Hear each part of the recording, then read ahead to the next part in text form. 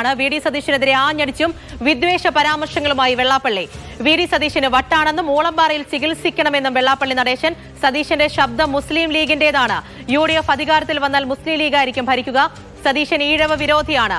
നായാടി മുതൽ നസ്രാണി വരെ പുതിയ കൂട്ടായ്മയുണ്ടാക്കുമെന്നും NSSുമായി ഐക്യത്തിലേക്ക് പോകാനാണ് തീരുമാനമെന്നും വെള്ളാപ്പള്ളി പറഞ്ഞു. പലപ്പോഴും വർത്തമാനം കേട്ടിട്ടുണ്ടല്ലോ, അയാള് ഒരു ഈഴവ വിരോധിയാണ്. അത് അയാൾക്ക് വട്ടാണ്. കാരണം അത് അയാളുടെ സ്വരം ഏതാണ്? അയാള് മുസ്ലിം ലീഗിൻ്റെ സ്വരമാണ് അയാളത്. അയാളുടെ വായിന്ന് വരുന്ന ആരുടെ സ്വരമാണ്? എല്ലാം ലീഗിൻ്റെ. ലീഗല്ലേ ഇന്നിപ്പോൾ ഈ UDF വന്ന ഭരിക്കുന്ന ആരാണ്? ലീഗായിരിക്കും. പണ്ടും അങ്ങനെ തന്നെയായിരുന്നു. ബിനിൽ കൂടുതൽ വിവരങ്ങളുമായി ചേരുന്നുണ്ട്. ബിനിൽ, ഇതുവരെയുള്ള പൊളിറ്റിക്കൽ ലൈനൊക്കെ ആകെ മാറ്റിപ്പിടിക്കുകയാണ് വെള്ളാപ്പള്ളി. പഴയ മുദ്രാവാക്യമൊക്കെ മാറ്റി നായാടി മുതൽ നസ്രാണി വരെ ആ ഒരു ഒത്തൊരുമയുണ്ടാകുമെന്ന് പറയുന്നുണ്ട്. NSSുമായി ഐക്യത്തോടു കൂടി പോകും, വേണമെങ്കിൽ പെരുന്നയിൽ ചെന്ന് നേരിട്ട് കാണും തുടങ്ങിയ കാര്യങ്ങളൊക്കെ പറയുന്നുണ്ട്. അപ്പോഴും UDFനെ അതിരൂക്ഷമായി വിമർശിക്കുകയും ചെയ്യുന്നുണ്ട്. പ്രത്യേകിച്ച് വിദ്വേഷ പരാമർശങ്ങൾ ഉൾപ്പെടെയാണ് വി ഡി സതീശനെതിരെ വരുന്നത്.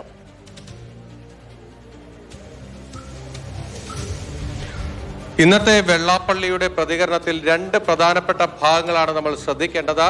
20 വർഷം മുൻപ് തകർന്നുപോയ SNDP NSS ഐക്യം വീണ്ടും ഊട്ടിയുറപ്പിക്കാൻ വെള്ളാപ്പള്ളി നടേശൻ തന്റെ വാതിൽ തുറന്നിട്ടിരിക്കുന്നു എന്നതാണ് ആ പ്രഖ്യാപനമാണ്. ഒന്നാമത്തേത്, ഞങ്ങൾ എന്തിന് NSSുമായി ഇനി കലഹിച്ചു പോകണം, അവരുമായി കൊമ്പുകേർക്കേണ്ട ഒരാവശ്യവും ഞങ്ങൾക്ക് ഇപ്പോഴില്ല, ഞങ്ങൾ അവരുമായി ഐക്യത്തിൽ പോകാൻ ആഗ്രഹിക്കുന്നു എന്ന ആ ഒരു പ്രഖ്യാപനമാണ് ഇന്ന് വെള്ളാപ്പള്ളി നടേശന്റെ ഭാഗത്ത് നിന്ന് വന്നത്.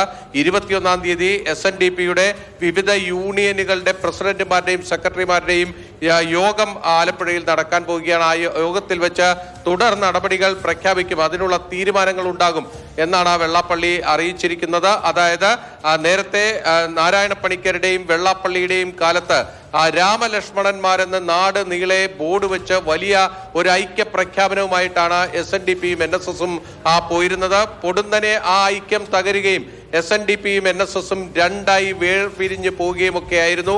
എന്നാൽ ഇനി ഞങ്ങൾ വേർപിരിഞ്ഞ് പോവേണ്ടവരല്ല, ഒരുമിച്ച് പോവേണ്ടവരാണ് എന്ന് വെള്ളാപ്പള്ളി നടേശൻ NSS നേതൃത്വത്തെ ഓർമ്മപ്പെടുത്തുകയാണ് ചെയ്തിരിക്കുന്നത്.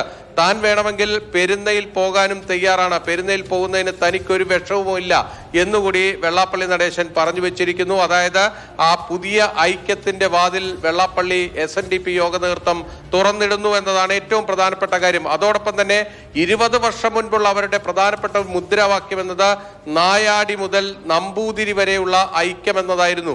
ഇപ്പോൾ ആ ഐക്യത്തിൽ ഒരു മാറ്റം കൂടി വെള്ളാപ്പള്ളി നടേശൻ കൊണ്ടുവന്നിരിക്കുന്നു. നായാടി മുതൽ നസ്രാണി വരെ ഈ കാലഘട്ടത്തിനനുസരിച്ച മുദ്രാവാക്യങ്ങൾ പരിഷ്കരിക്കണം. ഇപ്പോൾ നസ്രാണിയെയും കൂടി ആ കൂട്ടത്തിൽ ഉൾപ്പെടുത്തേണ്ടി വന്നിരിക്കുന്നു.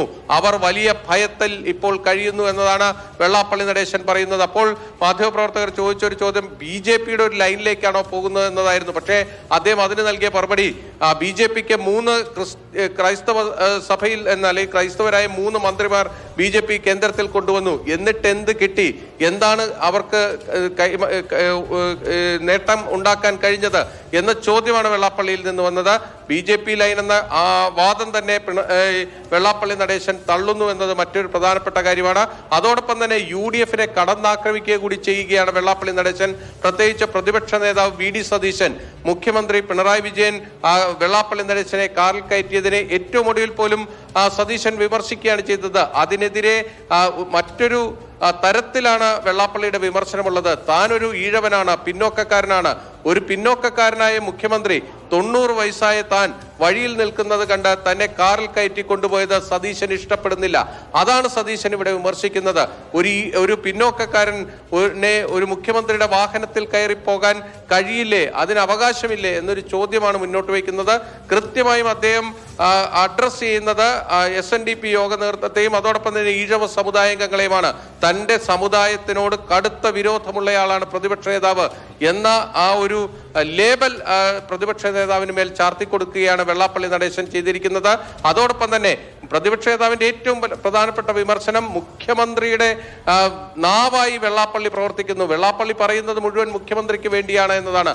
ആ ചോദ്യം വെള്ളാപ്പള്ളിയുടെ മുന്നിൽ ഉന്നയിക്കുമ്പോൾ അദ്ദേഹം പറയുന്നത് സതീശൻ ആരുടെ നാക്കാണ്? സതീശന്റെ ശബ്ദം മുസ്ലിം ലീഗിൻ്റെതാണ്. ആ വർഗീയ കക്ഷിയുടെ കുട പിടിച്ച കുടയ്ക്കടിയിൽ നിന്ന് അധികാരത്തിന്റെ അപ്പകഷ്ണം കിട്ടാൻ വേണ്ടി ശ്രമിക്കുന്നയാളാണ് V D Satheesan. V D സതീശന്റെ ശബ്ദം മുസ്ലിം ലീഗിന്റെ ശബ്ദമാണ്. അതോടൊപ്പം തന്നെ നമ്മൾ ശ്രദ്ധിക്കേണ്ട ഈ പുതിയ ഒരു ലൈൻ പ്രഖ്യാപിക്കുമ്പോൾ, SNDP യോഗം പ്രഖ്യാപിക്കുമ്പോൾ നമ്മൾ ശ്രദ്ധിക്കേണ്ട ഒരു കാര്യം, പിണറായി വിജയനെയും LDF സർക്കാരിനെയും അദ്ദേഹം പുകഴ്ത്താൻ മടിച്ചില്ല എന്നതാണ്. പിണറായി വിജയൻ പറയുന്ന അതേ വാചകം ഇന്ന് വീണ്ടും വെള്ളാപ്പള്ളി നടേശന്റെ ഭാഗത്ത് നിന്ന് വന്നു. കഴിഞ്ഞ 10 വർഷത്തിനിടയിൽ കേരളത്തിൽ ഒരു വർഗീയ കലാപവും ഉണ്ടായിട്ടില്ല. മാറാട് കലാപത്തെ ഓർമ്മപ്പെടുത്തിക്കൊണ്ടാണ് വീണ്ടും വെള്ളാപ്പള്ളി നടേശന്റെ പ്രതികരണം വന്നിരിക്കുന്നത്. അതായത് LDF സർക്കാരിന് ഒപ്പമെന്ന കൃത്യമായ സൂചന നൽകുകയും പ്രതിപക്ഷത്തെ കടന്നാക്രമിക്കുകയും ചെയ്യുന്നു. അതോടൊപ്പം തന്നെ പുതിയൊരു രാഷ്ട്രീയ ലൈൻ SNDP മുന്നോട്ട് വയ്ക്കുകയാണ്. അതിൽ NSS നേതൃത്വത്തെ കൂടി ഉൾപ്പെടുത്തിക്കൊണ്ട് നായാടി മുതൽ നസ്രാണി വരെയുള്ള പുതിയൊരു കൂട്ടുകെട്ട് അത് ഈ കേരളത്തിൽ ഉണ്ടാക്കുക എന്ന രീതിയിലേക്കാണ് വെള്ളാപ്പള്ളി നടേശൻ മുന്നോട്ട്. തീർച്ചയായും പ്രധാനപ്പെട്ട വിവരം തന്നെയാണ്. അപ്പോൾ സമീപകാലത്ത് ഉയർന്നു വന്ന പ്രശ്നങ്ങൾ, അതിലുണ്ടായ ചർച്ചകൾ, ഏറ്റവും ഒടുവിൽ കഴിഞ്ഞ ദിവസം മുഖ്യമന്ത്രി ഉൾപ്പെടെയുള്ള വേദിയിൽ വെച്ച് വി ഡി സതീശന്റേതായിട്ട് വന്ന വിമർശനങ്ങളൊക്കെ തന്നെയും